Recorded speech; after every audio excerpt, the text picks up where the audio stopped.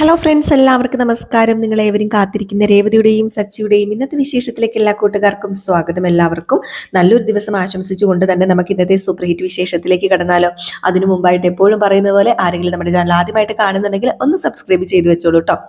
അതിനോടൊപ്പം മാക്സിമം എല്ലാവരും നമ്മുടെ വീഡിയോ ഇഷ്ടപ്പെടുന്നുണ്ടെങ്കിൽ ഒരു ലൈക്കും കൂടി അടിച്ചിട്ട് പോകാൻ മറക്കരുത്. അപ്പോൾ നമുക്ക് നേരെ ഇന്നത്തെ വിശേഷത്തിലേക്ക് തന്നെ കടന്നാലോ.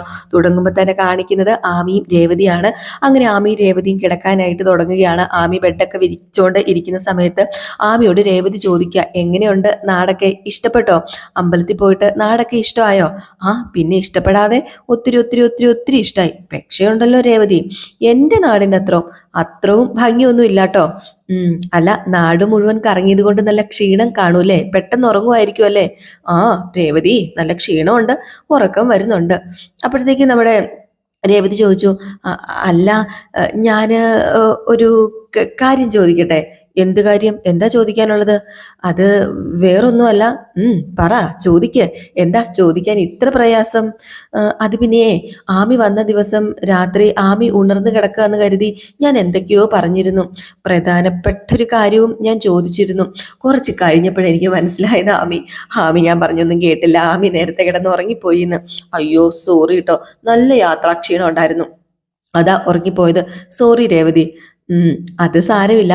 അല്ല, ഞാനൊരു കാര്യം ചോദിക്കട്ടെ? രേവതി എന്തോ പ്രധാനപ്പെട്ട കാര്യം ചോദിച്ചെന്ന് പറഞ്ഞല്ലോ, അതെന്തായിരുന്നു? അത് അത് പിന്നെ അന്ന് ആ സംഭവം നടന്നില്ലായിരുന്നെങ്കിൽ സച്ചി എവിടെയോ എത്തുമായിരുന്നു എന്ന് ആമി പറഞ്ഞിരുന്നല്ലോ. എന്താ സംഭവം? എന്ത് സംഭവം പറയാൻ പറ്റുമോ? പറഞ്ഞു തരാൻ പറ്റുമോ? അത് പിന്നെ ആമി അന്നത് പറഞ്ഞേനെ, പക്ഷേ സച്ചേട്ടൻ്റെ അച്ഛനും ഒക്കെ ആമിയെ അത് പറയാനായിട്ട് അനുവദിച്ചില്ല. അവര് ആ ഒരു സമയത്ത് അത് സ്റ്റോപ്പ് ചെയ്യിപ്പിച്ചു. സച്ചേട്ടൻ്റെ ജീവിതം എന്തൊക്കെയോ തലകീഴായി മറിച്ച സംഭവം ഉണ്ടായിട്ടുണ്ട് എന്ന് നേരത്തെ എനിക്ക് അറിയായിരുന്നു. അത് അവിടുന്ന് ഇവിടുന്ന് ചെറിയ സൂചനയൊക്കെ കിട്ടിയിട്ടുണ്ട്. പക്ഷെ അതെന്താണെന്ന് എനിക്കറിയില്ല. എന്താണ് സച്ചേട്ടൻ്റെ ജീവിതത്തിൽ ഉണ്ടായത്? എന്നോട് എല്ലാം പങ്കുവെക്കുന്ന സച്ചേട്ടൻ പോലും അതിനെക്കുറിച്ച് സച്ചേട്ടൻ എന്നോട് സംസാരിച്ചിട്ടേ ഇല്ല, പറഞ്ഞിട്ടേ ഇല്ല. ഞാനാണെങ്കിൽ പലതവണ ചോദിച്ചിട്ടുണ്ട്, അറിയാമോ ആമിക്ക്? പക്ഷെ സച്ചേട്ടൻ അപ്പോഴും ഒഴിഞ്ഞു മാറിക്കൊണ്ടിരിക്കുകയാണ്.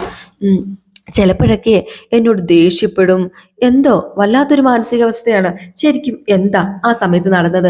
ആമിയെങ്കിലും എന്നോടൊന്ന് പറ, എനിക്ക് കേൾക്കാനുള്ള അതിയായ ആഗ്രഹം കൊണ്ടാ. അത് പിന്നെ എന്നോ നടന്ന സംഭവമല്ലേ രേവതി? അതൊക്കെ കഴിഞ്ഞു പോയില്ലേ? ഇനിയിപ്പോ രേവതി അതിനെക്കുറിച്ച് അറിഞ്ഞിട്ട് എന്തെടുക്കാനാ? ഒന്നും ചെയ്യാനൊന്നുമില്ല, എങ്കിലും അറിയണമെന്നൊരാഗ്രഹം. അതെ, എല്ലാവരും എന്നോട് മാത്രം പറയാതെ ഇത് എന്നാ എന്നിൽ നിന്ന് മറച്ചു വെക്കുന്നത്? ഞാൻ അറിഞ്ഞ എന്താ പ്രശ്നം ഇരിക്കുന്നത്? എന്താണ് കുഴപ്പം? പ്ലീസ് പ്ലീസ് ആമി എന്നോടത് പറ. ആമി എന്നോട് പറഞ്ഞതായിട്ട് ഞാൻ സച്ചേട്ടനോട് ചോദിക്കുകയില്ല, പറയുകയില്ല. ഈ വിവരം അറിഞ്ഞ ഭാവം പോലും ഞാൻ നടിക്കില്ല. സച്ചേട്ടന്റെ മുമ്പിൽ ഞാൻ നേരത്തെ നിന്ന പോലെ തന്നെ നിന്നോളാം. പ്ലീസ് ഒന്ന് പറയാൻ പറ്റുമോ? എന്താ പറ്റിയത്? അത് പിന്നെ സച്ചിക്ക് മുമ്പിൽ നിനക്കൊന്നും മറച്ചു വെക്കാനും പറ്റില്ല, അഭിനയിക്കാനും പറ്റില്ല എന്നൊക്കെ എനിക്കറിയാം രേവതി. മാത്രമല്ല, ആ സംഭവം അറിഞ്ഞു കഴിഞ്ഞിട്ടുണ്ടെങ്കിലുണ്ടല്ലോ, ചിലപ്പം ദേ നിനക്കൊന്നും അറിയാത്ത ഭാവത്തിൽ നടക്കാൻ പറ്റില്ല. കാരണം നീ ഒരു പെണ്ണാണ്. ദേ, ജീവന്റെ ജീവനായിട്ട് സ്നേഹിക്കുന്ന ഭാര്യ സച്ചി നീ. അതുകൊണ്ട് നിനക്ക് അങ്ങനെ നോക്കാൻ പറ്റില്ല. പിന്നെ അതുകൊണ്ടാണ് ഞാൻ പറഞ്ഞത്, ദയവ് ചെയ്ത് എന്നോടൊന്ന് ചോദിക്കരുത്. അത് പിന്നെ ആമി ഒന്ന് പറ, പ്ലീസ് ഒന്ന് പറ. ഇല്ല, ദേ, എല്ലാ കാര്യങ്ങളും തുറന്നു പറയുന്ന ആളാണെന്നാ എല്ലാവരും പറയുന്നത്. വായി തോന്നുന്നൊക്കെ വിളിച്ചു പറയും. പക്ഷേ ഇത് വേറെ ആരും അറിഞ്ഞിട്ടില്ല, ഞാൻ പറയത്തുമില്ല. അയ്യോ, ഞാനിത് ആരോടും ചോദിക്കാനും പറയാനും പോകുന്നില്ല ആമി. പ്ലീസ് ആമി ഒന്ന് പറ. രേവതി ഇങ്ങനെ ചോദിക്കുമ്പോൾ പിന്നെ ഞാൻ എന്ത് ചെയ്യണം എനിക്കറിയില്ലല്ലോ എൻ്റെ ഈശ്വര. ഞാൻ പറയാം. ഇത് കേട്ട് നമ്മുടെ രേവതി ഞെട്ടിട്ടോ. അപ്പോഴത്തേക്കും നമ്മുടെ ആമി പറഞ്ഞു, കാലം എത്ര കഴിഞ്ഞാലും സച്ചിയെ സ്നേഹിക്കുന്നവർക്കും ആ ഒരു ഇൻസിഡന്റും മറക്കാനായിട്ട് പറ്റില്ല, ഒരിക്കലും പറ്റത്തില്ല. അതെനിക്കറിയാവുന്ന കാര്യമാണ്. അന്ന് നടന്നത് ഇന്നലെ കഴിഞ്ഞതുപോലെയാ ഇപ്പോഴും എൻ്റെ മനസ്സിലുള്ളത്. ആ സംഭവങ്ങളൊക്കെ എനിക്ക് ഓരോന്നായിട്ട് ഓർത്തെടുക്കാനായിട്ട് സാധിക്കുന്നുണ്ട്. ഈ ഒരു സമയത്ത് പെട്ടെന്ന് നമ്മുടെ സച്ചി വന്നിട്ട് ആമി എന്ന് പറഞ്ഞ് വിളിക്കുകയാണ് കേട്ടോ. നമ്മുടെ സച്ചി ആമി പറയാൻ തുടങ്ങിയതും സച്ചി അതിന് സമ്മതിക്കുമോ? സച്ചി വന്നിട്ട് ആമി എന്ന് പറഞ്ഞ് വിളിച്ചിട്ട് നമ്മുടെ സച്ചി ദേഷ്യപ്പെടുകയാണ്. അപ്പോഴത്തേക്ക് രേവതി ചോദിച്ചു, എന്താ സച്ചിയേട്ടാ, എന്താ ദേഷ്യപ്പെടുന്നത്? എന്താ ഒരു ടെൻഷൻ പോലെ? അത് പിന്നെ ഒന്നുമില്ല, ഞാൻ നീ ഉറങ്ങിയോന്ന് നോക്കാൻ വേണ്ടി വന്നതാ. അതിനാണോ ഈ നിലവിളി ശബ്ദം കേൾപ്പിച്ചത്? അപ്പോഴത്തേക്ക് നമ്മുടെ ആമീനെ നോക്കി പേടിപ്പിക്കുന്നുണ്ട് കേട്ടോ സച്ചി. ഈ സമയത്ത് സച്ചി ചോദിച്ചു, അല്ല രേവതി, നിനക്ക് കാലിന് വേദന വല്ലതും ഉണ്ടോ? ഏയ് ഇല്ല സച്ചേട്ടാ, കാലിന് വേദനയൊന്നുമില്ല. അല്ല, നീ ഗുളിക കഴിച്ചോ? ഇല്ല സച്ചേട്ടാ, ഞാൻ ഗുളിക കഴിച്ചില്ല. ഞാൻ എടുത്തു തരാം. ഗുളിക കഴിച്ചിട്ടേ മര്യാദയ്ക്ക് നീ കിടന്ന് ഉറങ്ങാൻ നോക്ക്. അല്ലാതെ ഇങ്ങനെ ഇരിക്കേണ്ട വല്ല കാര്യമുണ്ടോ? ഞാൻ ഇപ്പം ഗുളിക എടുത്തു തരാന്ന് പറഞ്ഞ് ആമീനെ തുറച്ചു നോക്കിയിട്ട് നമ്മുടെ സച്ചി പോയി ഗുളിക എടുത്തു കൊടുക്കാൻ കേട്ടോ രേവതിക്ക്. ഈ സമയത്ത് പതുക്കെ നമ്മുടെ രേവതിയോട് ലാമിയോട് പറയാണ്, പറയരുതെന്ന് പറഞ്ഞതല്ലേ, പറഞ്ഞു പോകരുതെന്ന്. അങ്ങനെ രേവതി കാണാതെ സച്ചി ഇതൊക്കെ പറയുന്നു. പക്ഷെ രേവതിക്ക് മനസ്സിലാവുന്നുണ്ട് കേട്ടോ, സച്ചിയും തന്നോട് ഇത് പറയാതിരിക്കാൻ വേണ്ടി പരമാവധി ശ്രമിക്കുന്നുണ്ടെന്ന്. ഏതായാലും ആമി സോറിടാ എന്നൊക്കെ പറഞ്ഞു. ഈ സമയത്ത് രേവതിനെ പിടിച്ച് കിടത്തുകയൊക്കെ ചെയ്തു സച്ചി. അപ്പൊ നമ്മുടെ രേവതി പറഞ്ഞു, അല്ല രേവതി അല്ല, സച്ചി പറഞ്ഞു, ഒരു പതിവുണ്ടായിരുന്നു. അപ്പോഴത്തേക്കും ആമി ചോദിച്ചു, എന്ത്? അത് അത് പിന്നെ എന്ന് പറഞ്ഞിട്ട് നമ്മുടെ രേവതിയുടെ കാലിന് ഒരു ചെറിയൊരു ഉമ്മയൊക്കെ കൊടുക്കുകയാണ് കേട്ടോ. അപ്പൊ അതാണ് കേട്ടോ പതിവ്. ആ ഒരു ചെറിയൊരു ഉമ്മയൊക്കെ കൊടുത്തിട്ട് നമ്മുടെ സച്ചി പോകാൻ തുടങ്ങുമ്പോഴത്തേക്ക് ആമിക്ക് ഇത് കാണുമ്പോൾ ഭയങ്കര സന്തോഷമാകും കേട്ടോ. ആമി ചിരിച്ചിട്ട്, പെയിൻ കില്ലർ ആണോ ഇത്? വേദനിക്കാതിരിക്കാൻ വേണ്ടി കൊടുത്തതായിരിക്കും അല്ലേ? അപ്പോഴത്തേക്ക് നമ്മുടെ രേവതിയും ഒരു ചെറിയ നാണത്തോടു കൂടി ചിരിച്ചു. സച്ചി ഒരു നാണത്തോടു കൂടി ചിരിച്ചിട്ട് പറഞ്ഞു, അതെ അതെ, ഇതെന്റെ ഒരു ചെറിയ പെയിൻ കില്ലറാ. ഞാൻ തന്നെ ഒരു പെയിൻ കില്ലർ ആയി വെക്ക്. അപ്പൊ പിന്നെ എൻ്റെ ഉമ്മ ഒരു അടിപൊളി പെയിൻ കില്ലർ അല്ലേ, അപ്പൊ അതുകൊണ്ടാ എന്നിങ്ങനെ പറഞ്ഞു കേട്ടോ.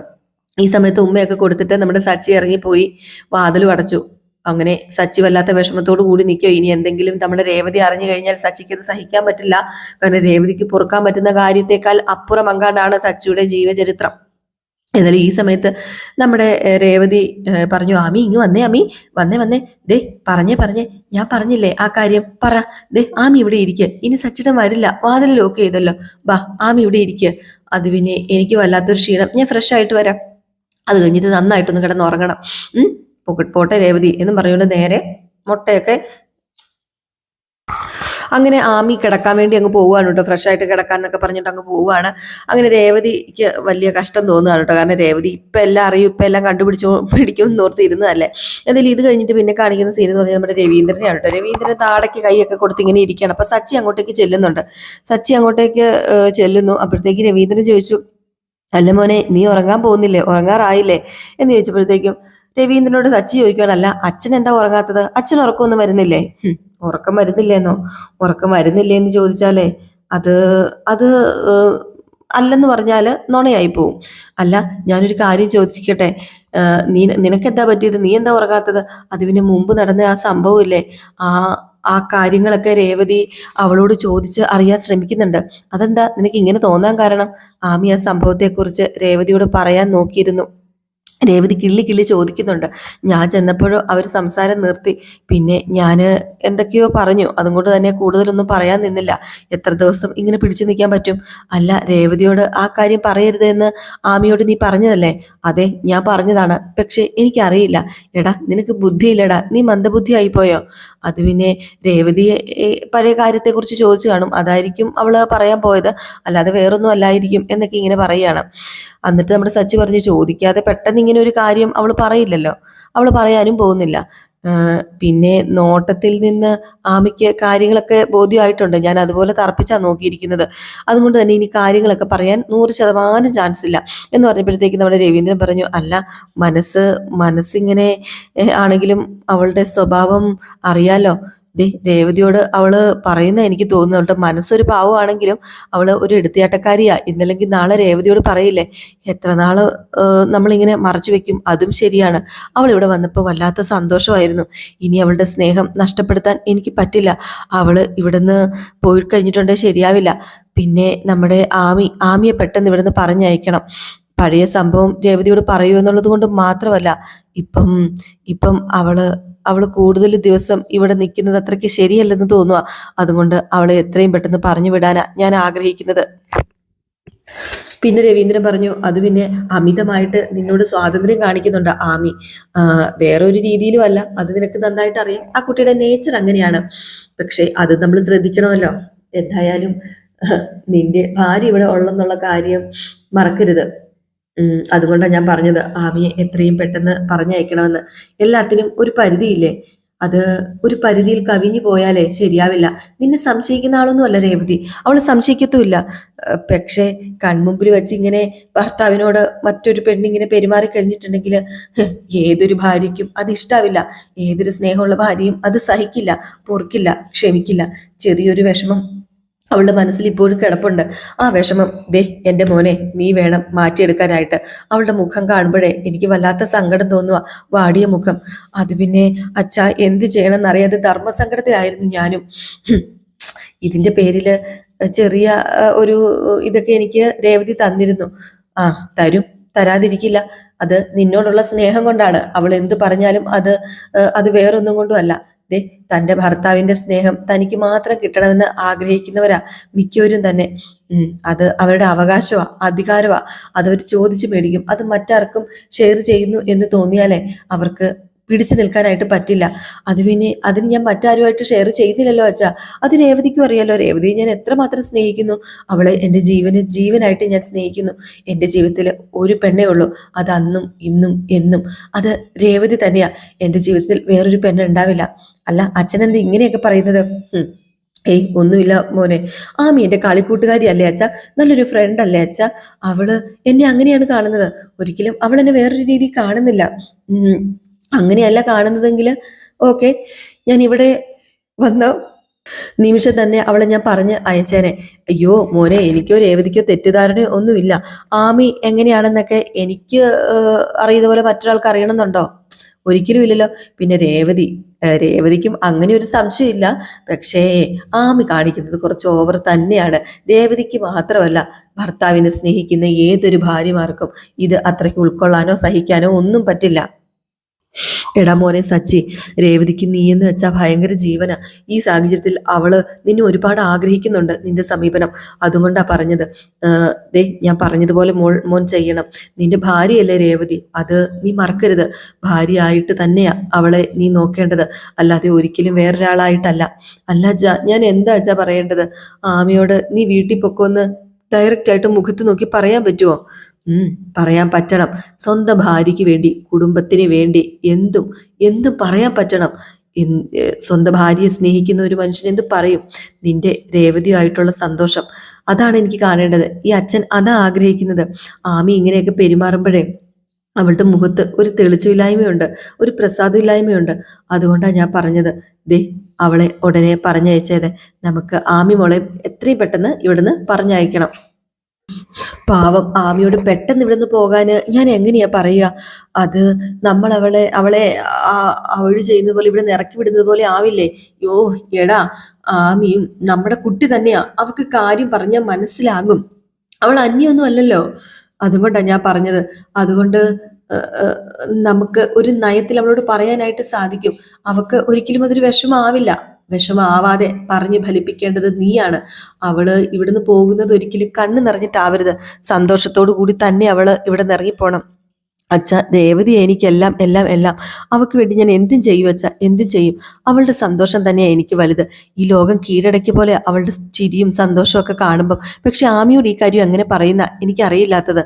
ഒരു കാര്യം ചെയ്യാം. അച്ഛൻ പറയുമോ ആമിയോട് ഇവിടുന്ന് പോകുന്ന കാര്യം? ഷോ മോനെ, അത് വേണ്ട, അത് ശരിയാവില്ല. നീ തന്നെ പറഞ്ഞാൽ മതി. നീയല്ലേ അവളുടെ കളിക്കൂട്ടുകാരി, അല്ല കൂട്ടുകാരൻ. തമാശ രൂപേണ നീ അത് അവതരിപ്പിച്ചാൽ മതി. അച്ഛൻ പറയച്ച, അച്ഛൻ പറയുന്നതല്ലേ നല്ലത്, ഞാൻ പറയുന്നതിനേക്കാൾ നല്ലത്. നോക്കട്ടെ, നിനക്ക് നിർബന്ധമാണെങ്കിൽ ഞാൻ പറയാം. പറഞ്ഞല്ലേ പറ്റൂ, പറയാതിരുന്നാൽ ശരിയാവില്ലല്ലോ. നോക്കട്ടെ എന്നും പറഞ്ഞിട്ട് നമ്മുടെ ബാലചന്ദ്രൻ ഇങ്ങനെ ഇരിക്കുകയാണ് കേട്ടോ. അപ്പൊ ആമിയെ പറഞ്ഞയക്കാൻ തന്നെയാണ് ഇവരുടെ തീരുമാനം. കാരണം ആമി ഇവിടെ നിന്ന് കഴിഞ്ഞിട്ട് നമ്മുടെ രേവതിക്ക് പിന്നെ ഒരുപാട് സങ്കടമാകും. ഏതായാലും ഈ ഒരു സമയത്താണെങ്കിൽ നമ്മുടെ ആമീനെ കാണിക്കുന്നുണ്ട്, അതേസമയം രേവതിനെ കാണിക്കുന്നുണ്ട്. അങ്ങനെ നമ്മുടെ ആമി സ്വപ്നം കാണുക. ആമി പറയുക, അയ്യോ സച്ചി, എന്നെ ഒന്ന് പിടിക്ക് സച്ചി, ഞാനിപ്പോ വീടും സച്ചി, സച്ചി സച്ചി എന്നെ ഒന്ന് പിടിക്ക് സച്ചി, ഞാനിപ്പോ വീട് സച്ചി, എനിക്ക് പേടിയ സച്ചി, പ്ലീസ് സച്ചി എന്നെ ഒന്ന് പിടിക്ക് സച്ചി എന്ന് പറഞ്ഞ് ഉറക്കത്തിൽ കിടന്ന് ഭയങ്കരമായിട്ട് ഉറക്കപ്പിച്ചയും പറയുക. അപ്പൊ രേവതി പെട്ടെന്ന് എണീറ്റു. രേവതി എണീറ്റിട്ട് ഉറക്കത്തിൽ പോലും സച്ചേട്ടനെ കുറിച്ച് ഇവളുടെ ഒരു ചിന്ത. അപ്പോഴത്തേക്ക് നമ്മുടെ ആമി പറയുന്നുണ്ട്, സച്ചി എന്റെ കൈ വിടരുത് സച്ചി, പ്ലീസ് സച്ചി എന്ന് പറയുന്നുണ്ട്. ഈ സമയത്ത് നമ്മുടെ രേവതി എണീക്കാൻ തുടങ്ങുമ്പോഴത്തേക്ക് കാല് പെട്ടെന്ന് താങ്ങാണ് കേട്ടോ. അയ്യോ എന്റെ കാലേന്ന് പറയാണ്. എന്നിട്ട് പതുക്കെ നമ്മുടെ രേവതി ഇങ്ങനെ അടക്കി പിടിച്ച് കിടക്കുകയാണ്. ഈ ഒരു സമയത്താണെങ്കിൽ നമ്മുടെ ആമി പിടിച്ചോ സച്ചി, പിടിച്ചോ സച്ചി, പിടിച്ചോ സച്ചി, സച്ചി പിടിക്ക് സച്ചി എന്ന് പറയാ. അതിൻ്റെ ഇടയിൽ നമ്മുടെ രേവതി ഒരു തല്ല് കൊടുക്കുന്നുണ്ട്. 2 തല്ല് കൊടുക്കുമ്പോഴത്തേക്ക് പെട്ടെന്ന് നമ്മുടെ ആമി ആന്ന് പറഞ്ഞുകൊണ്ട് കാറി എണീക്കുകയാണ് കേട്ടോ. അപ്പോഴത്തേക്ക് നമ്മുടെ ആമി ചോദിച്ചു, അല്ല എന്തിനാ രേവതി നീ എന്നെ അടിച്ചത്? അയ്യോ ഞാന് അടിച്ചതല്ല, സ്വപ്നത്തിൽ നിന്ന് ഉണർത്താൻ വേണ്ടി തലോടിയതാ. അയ്യോ, ഇതെന്തൊരു തലോടലാ, വല്ലാത്ത തലോടലായി പോയല്ലോ. അല്ല രേവതി, ഞാൻ സ്വപ്നം കാണുമായിരുന്നു, രേവതിക്ക് എങ്ങനെ മനസ്സിലായി? ഓരോന്ന് ഉറക്കത്തിൽ വിളിച്ചു പറഞ്ഞ കേൾക്കുമ്പോ മനസ്സിലാവൂല്ലോ, അങ്ങനെ എനിക്ക് മനസ്സിലായി. ഉം അല്ല, ഞാന് എന്താ ഉറക്കത്തിൽ പറഞ്ഞത്, അതൊന്ന് പറഞ്ഞ രേവതി. ഉറക്കത്തിൽ പറഞ്ഞത് എന്താണെന്ന് ഞാൻ പറയണമല്ലേ? എന്തായിരുന്നു സ്വപ്നം അത് പറ. അത് പിന്നെ ഞങ്ങളുടെ നാടിലെ തോടിന് കുറുകെ ഇട്ട ഒരു മരപ്പാലം കടക്കുകയായിരുന്നു ഞാനും വേറൊരാളും. പാലത്തിന് നടുക്കെത്തിയപ്പം എൻ്റെ കാലൊന്ന് സ്ലിപ്പായി. അപ്പോഴത്തേക്കും ഞാന് അയാളെ വിളിച്ച് കരഞ്ഞതാ. പിന്നെ അയാള് എന്നെ താങ്ങി പിടിക്കുകയായിരുന്നു. അതുകൊണ്ട് ഞാൻ തോട്ട് വീഴാതെ രക്ഷപ്പെട്ടു. ഇപ്പം ദേ ജീവനോടെ ഇരിക്കുന്നു. അല്ല, സ്വപ്നമല്ലേ എന്റെ പൊന്നാമി? അതെ, അതൊക്കെ ശരിയാണ്. പക്ഷെ എന്റെ കൂടെ ഉണ്ടായിരുന്ന ആളെ എന്നെ പിടിച്ച് അക്കരെ എത്തിച്ചു. അല്ല, ഞാനൊരു കാര്യം ചോദിക്കട്ടെ ആമി, ഈ കൂടെ ഉണ്ടായിരുന്ന ആള് ആമി, അത് സച്ചേട്ടനല്ലേ? ആ, അതെ. അതെങ്ങനെ നിനക്ക് മനസ്സിലായി? സ്വപ്നത്തിൽ വിളിച്ച് പറഞ്ഞിരുന്നല്ലോ, സച്ചി പിടിക്കോ, എന്നെ വിടല്ലേ, ഞാനിപ്പം വീഴും എന്ന് പറയുന്നുണ്ടായിരുന്നു. അപ്പൊ എനിക്ക് മനസ്സിലായി. ഞാൻ അങ്ങനെയൊക്കെ പറഞ്ഞിരുന്നല്ലേ? അങ്ങനെയൊക്കെ പറഞ്ഞിരുന്നു. അതെ. മോശമായി പോയോ? ഏയ്, എന്ത് മോശം, ഒരു മോശമില്ല. എന്നാ പിന്നെ രേവതി നമുക്ക് കിടന്നാലോ എന്നും പറഞ്ഞുകൊണ്ട് കിടക്കാണ് കേട്ടോ ഇവർ രണ്ടുപേരും. ഇതേ സമയം ആമി പറയുന്നുണ്ട്, സച്ചിക്ക് ഭയങ്കര സ്നേഹം എന്നോട്, പാവം എന്നെ ഒരു സ്ഥലത്ത് വീഴാൻ പോലും അനുവദിക്കില്ല എന്ന് പറഞ്ഞപ്പോ, അത്രയ്ക്ക് സ്നേഹോ? ആ, അതേന്നേ. എനിക്ക് എന്ത് അപകടം പറ്റിയാലും സച്ചി എന്നെ താങ്ങി പിടിച്ചോളും. ഓഹോ, അങ്ങനെയാണോ? അതെ, വേണമെങ്കിൽ ബെറ്റ് വെക്കുന്നുണ്ടോ? നാളെ നോക്കിക്കോ, ഹോളിൽ ഞാൻ കഴിഞ്ഞ ദിവസം വീണ പോലെ വീഴാൻ വേണ്ടി ശ്രമിക്കും. അപ്പൊ സച്ചി എന്നെ പിടിക്കുമല്ലോ എന്ന് അപ്പൊ കണ്ടറിയാലോ. ഓ, ആയിക്കോട്ടെ എന്ന് നമ്മുടെ രേവതിയും പറഞ്ഞു കേട്ടോ. ഏതായാലും ഇത് കഴിഞ്ഞിട്ട് ഇങ്ങനെ കിടന്നുറങ്ങുകയാണ്. പിന്നെ നേരെ പരപര വെളുക്കുന്നു. നേരെ പരപര വെളുത്ത് കഴിഞ്ഞിട്ടുണ്ടെങ്കിലും കാണിക്കുന്നത് ഡൈനിങ് ടേബിൾ ആണ്. എല്ലാവരും ഡൈനിങ് ടേബിളിൽ ഇങ്ങനെ പരന്ന് ഇരിക്കുകയാണ് കേട്ടോ. നമ്മുടെ ശ്രീകാന്ത് ആട്ടോ ഇന്നത്തെ ബ്രേക്ക്ഫാസ്റ്റ് ഒക്കെ ഉണ്ടാക്കുന്നത്. അപ്പൊ ശ്രീകാന്ത് ചോദിച്ചു, അല്ല ശ്രീകാന്തെ, നിനക്ക്, അല്ല ശ്രീകാന്ത് അല്ല, രവീന്ദ്രൻ ചോദിച്ചു, നിനക്ക് നല്ലൊരു ജോലി ആയല്ലേ ശ്രീകാന്ത് എന്ന് ചോദിച്ചപ്പോ, ചെറിയ ജോലിയായി. അപ്പൊ വർഷ പറഞ്ഞു, അയ്യോ എനിക്കും ജോലിയായി, ഞാൻ സഹായിക്കുന്നുണ്ട് എന്നിങ്ങനെ പറഞ്ഞു. അപ്പൊ നമ്മുടെ സുധിയുടെയും ശ്രുതിയുടെയും മുഖത്ത് ഒരു വലിയ സന്തോഷമൊന്നുമില്ല. അപ്പൊ രവീന്ദ്രൻ ചോദിച്ചു, എന്ത് പറ്റി നിങ്ങളുടെ മുഖം വല്ലാണ്ടിരിക്കുന്നത്, വല്ല കുഴിയിലും പോയി ചാടിയോ? ഏയ്, ഇല്ലച്ചാ, ഞാനിപ്പം കരയ്ക്ക് തന്നെ ഉള്ളത്, വീഴാതെ പിടിച്ചു നിൽക്കുക. അപ്പോഴത്തേക്കാണ് നമ്മുടെ രേവതിയും ആമിയും കൂടെ രംഗപ്രവേശനം ചെയ്യുന്നത്. അപ്പൊ നമ്മുടെ രേവതിയോട് ആമി പറയാണ്, ഞാൻ ബെറ്റ് വെച്ച ക്യാഷ് എടുത്ത് വെച്ചോ, ഞാനിപ്പോ വീഴാൻ പോവാണേ, സച്ചി വന്ന് എന്നെ താങ്ങി പിടിക്കുകയും ചെയ്യും, അത് നിനക്ക് കാണാനും സാധിക്കും. നമുക്ക് നോക്കാം, ഞാൻ പൈസ എടുത്ത് വെച്ചോളാം, അതിന്റെ കൂടെ ആമിയും എടുത്ത് വെച്ചോന്ന്. ഏതായാലും ഈ സമയത്ത് നമ്മുടെ സച്ചി നോക്കി നിപ്പുണ്ട് കേട്ടോ. ഏതായാലും സച്ചിക്ക് 8ന്റെ പണി വരാൻ പോകുന്നത് സച്ചിക്ക് അറിയില്ലല്ലോ. അപ്പൊ ഈ ഒരു സീൻ കാണിച്ചിട്ടോ ഇന്നത്തെ വിശേഷം അവസാനിക്കുന്നത്. അപ്പൊ എല്ലാവരും കാത്തിരിക്കുക അടുത്ത വിശേഷം. അടുത്ത വിശേഷമായിട്ട് വരുന്നവരെ എല്ലാവർക്കും ടാറ്റ ബൈ ബൈ. ഒരു ലൈക്ക് അടിക്കാൻ മറക്കരുതേ.